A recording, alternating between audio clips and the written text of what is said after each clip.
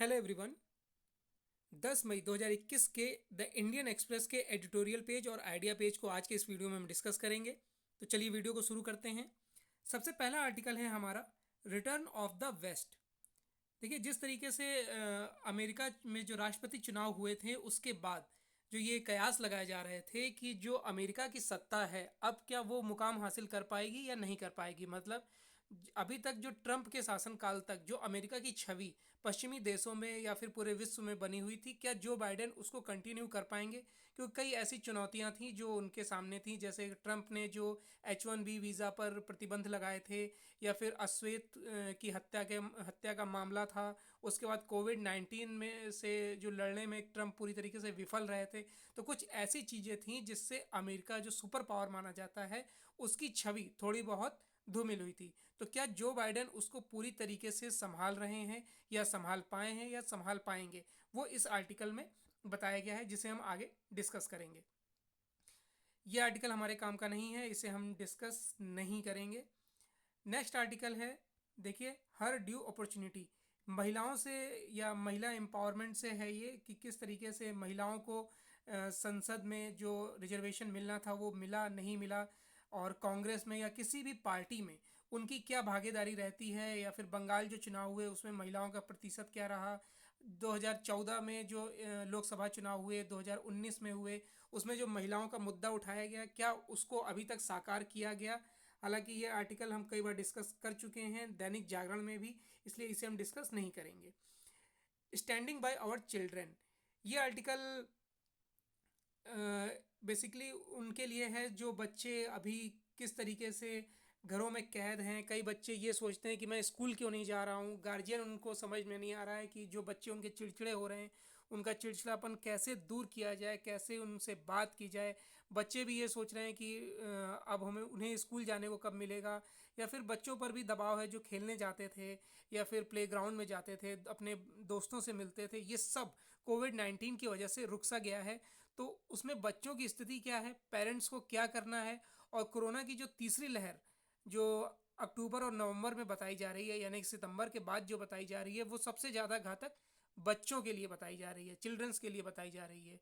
तो उसमें किस तरीके से उन्हें बचना है, ये सब इस आर्टिकल में बताया गया है। तो हम इस आर्टिकल को डिस्कस करेंगे। उसके बाद आते हैं आइडिया पेज पर। आइडिया पेज में देखिए, पहला आर्टिकल है सेकेंड वेव डबल चैलेंज। यानी कि जो सेकेंड वेव आई हुई है उससे भारत किन किन चुनौतियों से लड़ रहा है, क्या क्या इंफ्रास्ट्रक्चर या फिर किस तरीके से चिकित्सा के जो इसमें जो कमियां हैं वो उजागर होकर आई हैं, ये सब इस आर्टिकल में बताया गया है। और क्या फ्यूचर प्लान हो सकता है तीसरी वेव को लेकर, ये सब इस आर्टिकल में बताया गया है। मृत्यु दर में भारत किस स्थान पर है और किस तरीके से भारत ने पिछले साल कंट्रोल किया था, ये सभी कुछ इस आर्टिकल में समझाया गया है अशोक गुलाटी द्वारा। इस आर्टिकल को हम डिस्कस करेंगे, इसे देखेंगे। उसके बाद ये आर्टिकल है डिसइंफॉर्मेशन क्राइसिस। ये जो यूनियन मिनिस्टर हैं प्रकाश जावड़ेकर, उनके द्वारा लिखा गया है कि जो क्राइसिस आई है कोविड-19 की, ये जो दूसरी वेब, उसमें भारत सरकार, केंद्र सरकार या फिर राज्य सरकारें किस तरीके से अपना बेस्ट से बेस्ट देने की कोशिश कर रही हैं, और केंद्र सरकार किस तरीके से राज्य सरकारों को, चाहे वो केंद्र भाजपा शासित हो या ना हो, उसमें किस तरीके से सहयोग कर रही हैं, और किस तरीके से केंद्र की भागीदारी है, किस तरीके से दूसरे देशों से मदद लेकर स्थिति को सामान्य किया जा रहा है। ये सभी कुछ इस आर्टिकल में बताया गया है। हालांकि ये एक तरफा आर्टिकल है क्योंकि यूनियन मिनिस्टर हैं ये, इसे हम डिस्कस नहीं करेंगे। नेक्स्ट है इन बंगाल लॉस्ट इन ट्रांसलेशन। इसमें बंगाल चुनाव से रिलेटेड है आर्टिकल है, ये कई बार डिस्कस हो चुका है, इसलिए हम इसे डिस्कस नहीं करेंगे। तो अपने पहले आर्टिकल पर आते हैं। पहला आर्टिकल है रिटर्न ऑफ द वेस्ट। देखिए, जो पश्चिमी दुनिया है वो किस तरीके से और पूरे विश्व पर प्रभाव डालती है, वो इस आर्टिकल में बताया गया है। और इसमें जो दुनिया में अमेरिका की क्या साख है, किस तरीके से वो अपने विचार रखते हैं और क्या उनकी अहमियत है। हाल के वर्षों में इस पर भी कई प्रकार के दबाव आ चुके हैं, लेकिन दुनिया के सबसे अमीर लोकतंत्रों के क्लब में अमेरिकी राष्ट्रपति जो बाइडेन और उनके कलीग इसमें कोई जल्दबाजी नहीं दिखा रहे हैं कि उन्हें किस तरीके से दुनिया को इस समय ट्रीट करना है, या फिर आप कह सकते हैं कि उन्हें अपनी बातों को कैसे रखना है।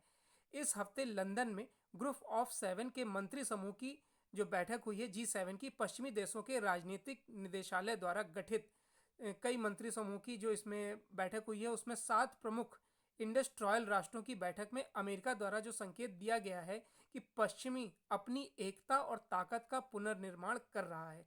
पश्चिम की एक घोषणा की धारणा लगभग पश्चिम देशों के लिए एक सदी पहले, लेकिन इसकी हालिया खामी जो दिख रही है वो चीन के तहत दिखाई दे रही है। चीन में जो नाटकीय घटनाक्रम हो रहे हैं, चीन को लेकर जो अभी फिलहाल में चल रहा था कि अमेरिका किसी तरीके से चीन के दबाव में है, चीन से वो किसी तरीके की बात नहीं कर रहा है।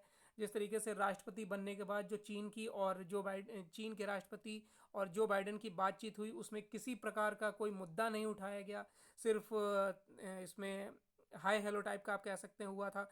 लेकिन उसके बाद बाइडेन ने इस पर कड़ा संदेश दिया कि चीन जो हिंद प्रशांत सागर में, हिंद क्षेत्र में जो दखल अंदाजी कर रहा है वो निंदनीय है, उसमें किसी तरीके का कोई पक्ष नहीं लिया जा सकता है। ये सब कई बातें अमेरिका द्वारा इसमें बोली गई हैं। चीन की जो नाकामी है वो कई चीज़ों में अब सामने आ रही है, चाहे वो सबसे बड़ा जो पेंडेमिक हो वो कोविड-19 को लेकर है। पश्चिम की एक घोषणा की धारणा लगभग आप कह सकते हैं कि अंतर्राष्ट्रीय प्रणाली में लंबे समय तक पश्चिमी प्रभुत्व को पलटने की इसकी अनुमति क्षमता है। चीन की तीव्र इकोनॉमी वृद्धि, बड़े पैमाने पर सैन्य आधुनिकीकरण, नई तकनीक में प्रभावशाली नेतृत्व जैसे आर्टिफिशियल इंटेलिजेंस, शानदार बेल्ट एंड रोड इनिशिएटिव, अंतर्राष्ट्रीय संस्थानों को आकार देने की बढ़ती क्षमता दुनिया भर में राजनीतिक प्रभाव बढ़ा रहा है। रूस के साथ उनकी रणनीतिक साझेदारी भी पश्चिमी देशों के लिए काफ़ी खलल महसूस कर सकती है या फिर दबाव डाल सकती है। अब इसमें ये बात वाकई सच है कि किसी भी क्षेत्र में चाइना पूरी तरीके से आगे जा रहा है, अमेरिका अब कहीं ना कहीं इसका दबाव महसूस कर रहा है। अगर ट्रंप प्रशासन की बात करें तो 4 वर्षों के दौरान अमेरिका के दोस्तों ने अमेरिका के वैश्विक गठजोड़ को छोड़ दिया है। अमेरिका के वैश्विक नेतृत्व को त्याग दिया गया है, वैश्विक संस्थानों से बाहर चले गए हैं और अपनी पूर्ववर्ती द्वारा हस्ताक्षर किए गए समझौते को खत्म कर दिया है। ट्रंप की कोविड-19 पेंडेमिक का प्रबंधन करने में आत्मसमर्थता अमेरिका की राष्ट्रीय क्षमता के संकट की पुष्टि करता प्रतीत होता है। इस नई विचारणीय विधा को अब राष्ट्रपति जो बाइडेन वापस लाना चाहते हैं, जिन्होंने अब कई तरीके के जो प्रस्ताव थे ट्रंप प्रशासन के, उसे आप कह सकते हैं कैंसिल किया है या रिन्यू किया है, उसे मानने से इनकार कर दिया है।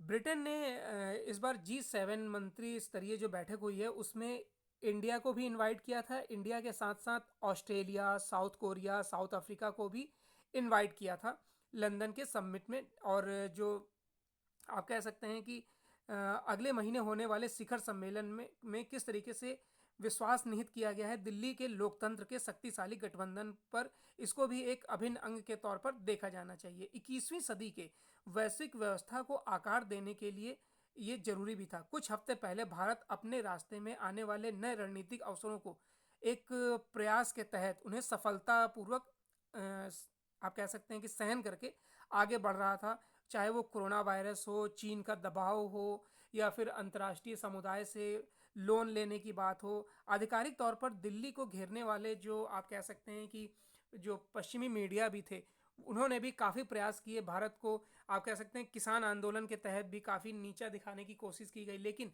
भारत ने इन सब से आगे बढ़कर अपनी छवि को काफ़ी स्ट्रांग तौर पर पेश किया है। और अमेरिका भी अब ये फिर से विश्व शक्ति अपने आप को बनाकर दिखाना चाहता है, जिसमें वो सफल हो पाता है या नहीं हो पाता आगे आने वाला समय बताएगा। इसमें हिंद प्रशांत क्षेत्र का भी थोड़ा सा जिक्र किया गया है, और भारत और जो क्वाड जो आप देश कह सकते हैं, जिसमें अमेरिका, जापान, ऑस्ट्रेलिया के साथ उन्होंने हिंद क्षेत्र में नौसैनिक अभ्यास भी किया था, तो उससे भी अमेरिका ने यह संदेश देने की कोशिश करी कि चीन से हिंद क्षेत्र में किसी प्रकार से भी डरने की कोई आवश्यकता नहीं है। अमेरिका जो है वो ऑस्ट्रेलिया, भारत, जापान सबके साथ हिंद प्रशांत क्षेत्र में बराबरी की भागीदारी रखता है और चीन का किसी प्रकार का दबदबा वहाँ पर नहीं माना जाएगा। नेक्स्ट आर्टिकल है स्टैंडिंग बाय आवर चिल्ड्रेन। इस आर्टिकल में जो बच्चों की इस समय जो सबसे ज़्यादा आप कह सकते हैं कि परेशान हैं बच्चे, जो खेलने जाते थे वो नहीं खेलने जा पा रहे हैं, अपने दोस्तों से नहीं मिल पा रहे हैं, नई एक्टिविटी नहीं कर पा रहे हैं, इस पर एक तरीके से ये आर्टिकल लिखा गया है। और इस आर्टिकल में बताया गया है कि अधिकतर युवा और वृद्ध दोनों इस समय परेशान हैं, आप कह सकते हैं। लेकिन जो भय है वो सबके लिए है, जो डर है वो सबके लिए है। टीवी पर 24 घंटे आप देखते होंगे कि इस समय एक ही न्यूज़ आ रही है और सब लोग डरे हुए हैं। और इसमें वयस्क के रूप में हम बच्चों को किस प्रकार से सांत्वना दे सकते हैं, ये इस आर्टिकल में हम आगे डिस्कस करेंगे। बच्चे सामान्य और नियमित होने का जो उनका एक रूटीन था वो पूरी तरीके से फॉलो नहीं हो पा रहा है। वो वयस्कों के सामने खेल रहे हैं, यानी कि अपने गार्जियन के सामने हैं, उनके सामने खेलने की कोशिश करते हैं, अपने भावनात्मक संकेतों के साथ खेलते हैं। उनकी चिंता को दूर किया जाना हर अभिभावक का इस समय कार्य है। वो किस स्तर पर अपने बच्चों को समझा पाते हैं, ये देखने वाला टाइम है ये। नुकसान अक्सर थोड़े समय के लिए होता है, लेकिन जो उसके प्रभाव होते हैं वो दूरगामी होते हैं। जीवन की लय और दिनचर्या, अंतराल, दोस्तों, त्यौहार, सभी चीज़ें इस समय पूरी अस्त व्यस्त हैं। बच्चे भी आज एक अधिक जो कह सकते हैं डिप्रेस लाइफ से गुजर रहे हैं, और वो ये सब नहीं समझ पा रहे हैं कि इस समय ये सब क्यों हो रहा है। जो बहुत छोटे बच्चे हैं, देखिए यहाँ पर बताया गया है, जो बहुत छोटे बच्चे हैं इस बात को लेकर उलझन कर रहे हैं कि वो स्कूल क्यों नहीं जाते हैं, या उनके घर में कोई आता क्यों नहीं है, या वो कभी कभी सोचने की कोशिश भी करते हैं, अपने परिवार वालों से पूछते हैं, सदस्य से पूछते हैं। और हालांकि 6 से 11 वर्ष की उम्र के बीच बच्चे बेहद उत्सुक हैं और जवाब भी तलाश रहे हैं कि ऐसा हो क्यों रहा है।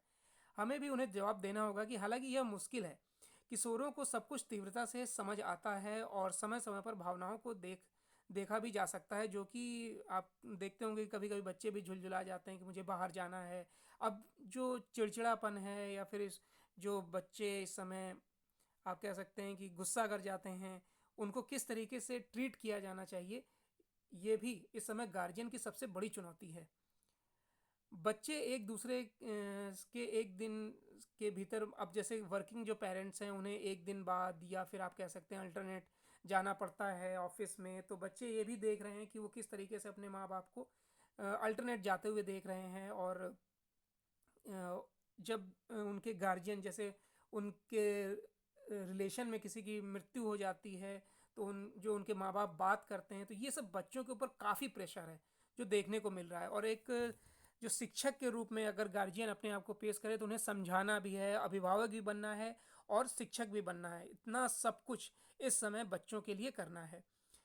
अब जो सबसे इसमें आगे आ रहा है कि इस समय हमारी आवश्यकता है कि बच्चों को किस तरीके से ट्रीट किया जाए, उन्हें सहानुभूति, धैर्य, करुणा और मौजूदा अनिश्चितता से निपटने का मुकाबला करने में किस तरीके से समझाया जाए, अभिव्यक्ति पर अधिक होने वाले बच्चों को किस तरीके से शांत किया जाए, जो लोग भावनाओं को, यानी कि बच्चे जो काफ़ी सेंसिटिव होते हैं उन्हें इस समय किस तरीके से समझाया जाए, उन्हें मौखिक रूप से शांत किस तरीके से किया जाए, वे हमारे समर्थन के साथ किस तरीके से मतलब जो गार्जियन है वो इस समय टीचर्स से या फिर परामर्शदाताओं से किस तरीके से बात कर सकते हैं। इस समय देखिए जा तो कहीं नहीं सकते हैं, लेकिन वो टेली माध्यम से या फ़ोन के माध्यम से बात कर सकते हैं। तो ये सबसे बड़ी चुनौती है। रूटीन रूटीन पूरी तरीके से बिगड़ा हुआ है, बच्चों का अनिश्चितता में है कि वो कब स्कूल जाएंगे। आवश्यक नहीं कि बच्चों के विचारों को किस तरीके से भापा जाए, समझा जाए। घर में भी कई एक्टिविटी की जा सकती हैं। शिक्षकों को भी चाहिए कि वो बच्चों पर पढ़ाई का बहुत ज़्यादा इस समय वैसे भी प्रेशर नहीं है, लेकिन और भी ना दें, उनके साथ फ्रेंडली व्यवहार करें, उनमें कोई भी नकारात्मक भाव ना आने दें, उन्हें हमेशा पॉजिटिविटी के साथ रखें, उनके साथ उनके ही एज ग्रुप का बनकर रहें। ये सब बातें इसमें आर्टिकल में बताई गई हैं। माता पिता और शिक्षकों को अतिरिक्त प्यार और ध्यान देना होगा प्रत्येक बच्चे के साथ, एक दूसरे के साथ बातचीत करना होगा, उन्हें एक साथ एक क्लब की तरह रहना होगा, एक आप कह सकते हैं ग्रुप बनाकर रहना होगा। हमें अपने बच्चों के जीवन में आने वाली तकनीकी और किस तरीके से जो खबरें आ रही हैं उसके डर को दूर करना है, ये सबसे बड़ी चुनौती है। छोटी चीज़ों पर नियंत्रण करना, भावों को समझना, ये सब इस समय सबसे बड़ी चुनौती है। और सबसे जो डराने वाला आप आंकड़ा कह सकते हैं कि जिस तरीके से तीसरी वेव जो मानी जा रही है कोरोना की, वो बच्चों के लिए घातक मानी जा रही है। तो बच्चों को भी समझाना होगा कि हमें इस इन सब से कैसे दूर रहना है, मास्क पहनना है, सैनिटाइज करना है अपने आप को, हाथों को धोना है और किसी के संपर्क में आने से बचना। तो ये सब गार्जियन के पास इस समय सबसे बड़ी चुनौती है, बच्चों को समझाने की। नेक्स्ट आर्टिकल पर आते हैं। नेक्स्ट आर्टिकल है हमारा सेकेंड वेव डबल चैलेंज। काफ़ी बढ़िया आर्टिकल है ये, बहुत कुछ इसमें समझाया और बताया गया है। देखिए, इस आर्टिकल में बताया गया है कि ये जो कोविड का इन्फेक्शन है वो डेली 4 लाख लोगों को छू रहा है, यानी कि उन्हें इन्फेक्ट कर रहा है, और उसके बाद 4 हज़ार लोगों की डेली मौत हो रही है। और अब जो नई बीमारी आ रही है उसमें आंखों की रोशनी भी जा रही है। और इसमें जो ऑक्सीजन की शॉर्टेज है, हॉस्पिटल में बेड की शॉर्टेज है, और लोग घंटों इंतज़ार कर रहे हैं। उन्हें अपने परिजनों की लाशों को जलाने के लिए इंतज़ार करना पड़ रहा है। ये सब एक पेंडेमिक के तौर पर, कुदरती पेंडेमिक के तौर पर देखा जा रहा है। अनफॉर्चुनेटली गवर्नमेंट भी इसमें काफ़ी कुछ कर रही है, लेकिन वो काफ़ी नाकाफ़ी है और कंट्रोल से बाहर है। अगर इसमें पॉलिटिकल रिवाइवल्स की बात करें तो इसमें हम ब्लेम तो कर देते हैं, लेकिन ऑक्सीजन की कमी, रेमडेसिविर की कमी, इंजेक्शंस की कमी, ये सब इस समय जो केंद्र सरकार के पास, भारत सरकार के पास दिख रही है, इसकी तैयारी पहले की जा सकती थी। क्वेश्चन ये उठता है कि क्या चुनाव कराया जाना इतना ज़रूरी था, क्योंकि इन सब का कारण सबसे ज़्यादा चुनाव को माना जा रहा है, फिर कुंभ का जो आयोजन हुआ उसको माना जा रहा है। लेकिन जो पेंडेमिक है वो फरवरी और मार्च 2021 से ही, जो ये अब सुनामी आई है उसकी नींव पड़ गई थी, आप कह सकते हैं इंडिया में। The total number of daily infections had been coming down since the peak of September 2020। आप कह सकते हैं जो शुरुआत इसकी होने लगी थी वो आप सितंबर 2020 से ही धीरे धीरे बढ़ने लगी थी। और ये कहा गया है कि ग्राफ वन में देखिए, ग्राफ वन में दिखा रहा है कि सितंबर के बाद से धीरे धीरे कमी आई और उसके बाद ये किस तरीके से बढ़ने लगा। आगे आर्टिकल में बताया गया है कि गवर्नमेंट इसमें सेंट्रल गवर्नमेंट पब्लिक को बहुत कुछ समझाने की कोशिश कर रही है। और ये जो रिकॉल थाउजेंड ऑफ फार्मर्स जो दिल्ली आए नवंबर 2020 में प्रोटेस्ट के लिए, कृषि कानून के प्रोटेस्ट के लिए, इन्हें भी सबसे बड़ा कारण माना जा सकता है। जो नवंबर 2020 में आए थे, पंजाब से आए और दिल्ली में आकर बसे बसे मतलब कि जो जिन्होंने धरना दिया। और इसमें आगे ये बताया जा रहा है कि इन्होंने धीरे धीरे कह सकते हैं कि वायरस फैलाने का भी काम किया था। नए ईयर का जो पार्टीज हुई हैं उसमें 45 लाख लोग गोवा गए थे पार्टी मनाने के लिए। जाहिर सी बात है जब वो वापस लौटे होंगे तो इन्फेक्ट होकर लौटे होंगे। उसके बाद नए त्यौहार आए, मकर संक्रांति, लोहड़ी, पोंगल का सेलिब्रेशन हुआ मिड जनवरी में। उसके बाद होली आई मार्च में। फिर यही सब त्योहारों ने महाराष्ट्र में एक तरीके से काफ़ी ज़्यादा जो है वो संक्रमण का फैलाव किया और एक alarming position the central government के लिए कि अब किस तरीके से अप्रैल में ये पेंडेमिक और फैलेगा। और ऐसा हुआ भी, काफ़ी कुछ देखने को मिला अप्रैल में किस तरीके से ये पीक पर गया। हिंदुओं का जो त्यौहार है वो कुंभ, उसने भी बहुत कुछ रोल प्ले किया लॉकडाउन के टाइम भी। उसमें लास्ट ईयर प्राइम मिनिस्टर ने जो आप कह सकते हैं कि 4 घंटे का जो नोटिस था, सॉरी हाँ, जो 8 बजे उन्होंने घोषणा की थी कि आज रात 12 बजे से लॉकडाउन लगा दिया जाएगा, ऐसी ही ज़रूरत अब मानी जा रही है। अब इसमें करने की क्या आवश्यकता है ये देखना है कि जो फर्स्ट टास्क जो है वो पब्लिक को शांत करने का, पब्लिक से ये बोलना है उन्हें घबराने की ज़रूरत नहीं है। जो इलेक्टेड जो हमारे सांसद हैं, जो विधायक हैं, उन्हें भी अपने विधानसभा क्षेत्र में जाना चाहिए, लोगों से बात करनी चाहिए, उन्हें अपनी लीडरशिप दिखानी चाहिए, उन्हें समझाना चाहिए कि किसी प्रकार की कोई कमी नहीं है और जो भी कमियां हैं उसे दूर करने की कोशिश की जा रही है। इस समय किसी भी नेता को अपने कॉन्स्टिट्यूशन में जाकर इस समय पूरी तरीके से लोगों को सांत्वना देने की ज़रूरत है। हम जो लोगों को खो रहे हैं इसे भी सांत्वना देने की ज़रूरत है। हालांकि मृत्यु दर में हम और देशों से काफ़ी पीछे हैं। जैसे कि सबसे ज़्यादा ज़्यादा दो जो मृत्यु दर है वो ब्राज़ील में है, उसके बाद फिर यूनाइटेड किंगडम में है, यूएसए में, फ्रांस में है, और उसके बाद भारत का नंबर आता है।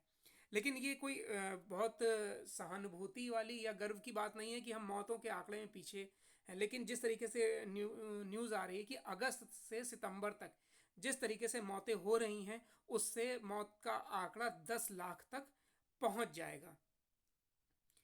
और इसमें जो ऑक्सीजन की कमी है उसको जल्द से जल्द पूरा करने की ज़रूरत है।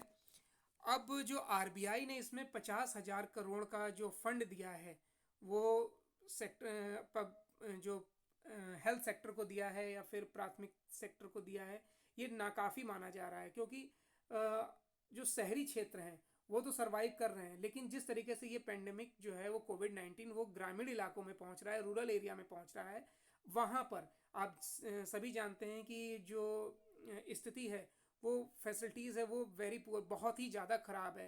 Health facilities are very poor, बहुत ही ज़्यादा ख़राब है। अगर वहाँ पर पेंडेमिक पूरी तरीके से फैला तो फिर उसे कंट्रोल करना बहुत ही मुश्किल हो जाएगा। हालांकि इसमें और भी जो बड़े उद्योगपति हैं, जो घराने हैं, वो काफ़ी मदद करने की कोशिश कर रहे हैं, एनजीओ के माध्यम से मदद करने की कोशिश कर रहे हैं, लेकिन ये नाकाफ़ी है। जो रूरल एरिया में हैं उन्हें वैक्सीनेशन की पहुंच अभी तक वहाँ नहीं है, उसे करने की ज़रूरत है। उनके पास उनको नॉलेज देने की ज़रूरत है, उन्हें विश्वास में लेने की ज़रूरत है। कॉरपोरेट, सोशल, रिलीजियसली, इन सभी को आगे आकर इस समय इस लड़ाई में भारत सरकार का साथ भी देना होगा और अपने नागरिक होने का भी कर्तव्य निभाना होगा। तो ये आज का एडिटोरियल और आइडिया पेज था। आई होप आपको वीडियो अच्छा लगा होगा। अगर आपको वीडियो अच्छा लगा हो तो लाइक और शेयर कर दीजिएगा। वीडियो देखने के लिए धन्यवाद।